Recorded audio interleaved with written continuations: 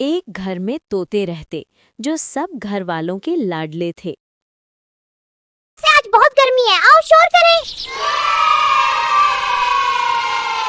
मलकन से दंत पड़ेगी, नहीं करो। हम इस घर की रौनक हैं, यहाँ कोई कुछ नहीं कहेगा। नहीं भाई नहीं, कभी कभी गुस्सा आता है घर वालों को। हम इस घर की रौनक हैं, यहाँ कोई कुछ नहीं कहेगा।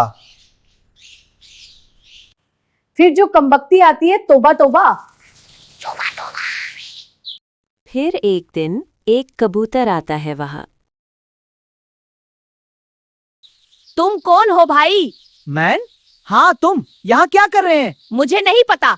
यहाँ से चली जो हम किसी को बर्दाश्त नहीं करते। कुछ दिन की बात है दोस्तों, मुझे रहने दो। आओ इसको तंग करें। चलो यार बस करो। तंग कर रहे हैं। क्या हो रहा है यहाँ? जवाब दो, ये सब क्या है?